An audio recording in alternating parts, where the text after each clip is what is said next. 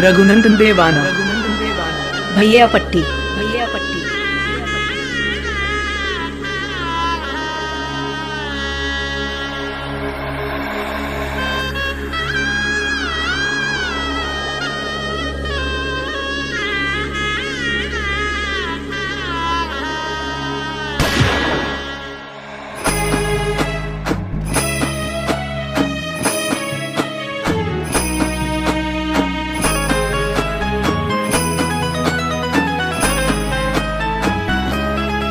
हो गया खरी हो हमर यार मनावा तो एक बेर बात कर लगे।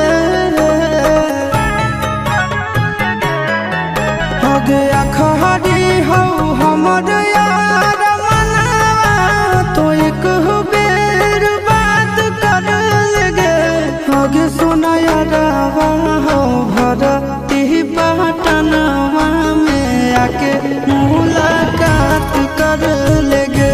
आगे सुना यारवा हो भरती पटनवा में आके मुलाकात कर लेगे।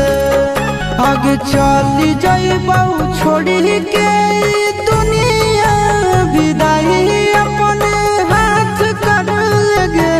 आगे सुना यारवा हो भरती पटनवा में आके मुलाकात कर लेगे। आगे सुना यारवा हो भरती पटनवा में आके मुलाकात कर लेगे। रघुनंदन देवाना भैया पट्टी।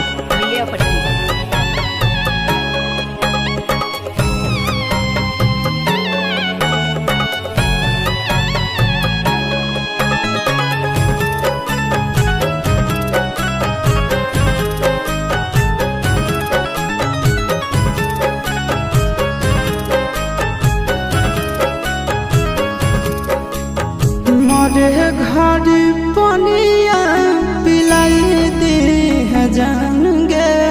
कफन ओढ़ाई दी है टूटत ही जब प्राण गे।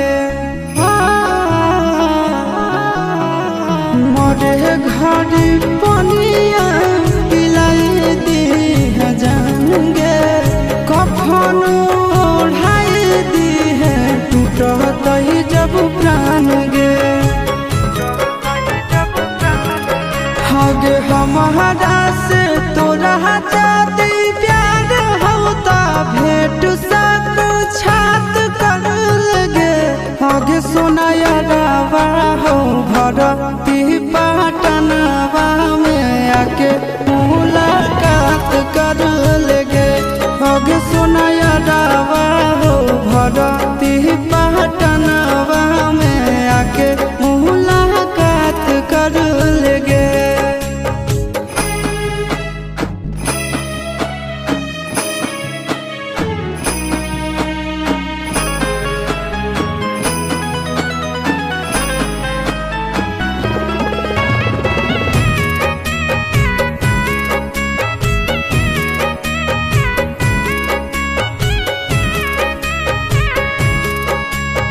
डॉक्टर जवाब दिल के बुलावा मौत के।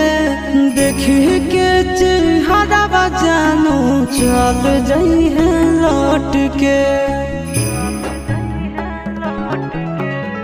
डॉक्टर जवाब दिल के बुलावा मौत के। देखी के चेहरा जानू चल जाई है लौट के। आगे अमन आलम गेला आशीष नंदन से औरी बिसवा घात कर लगे। आगे सोना यारवा हो भरती पटनवा में आके मुलाकात कर लेगे। आगे सोना यारवा हो भरती पटनवा में आके मुलाकात कर लेगे।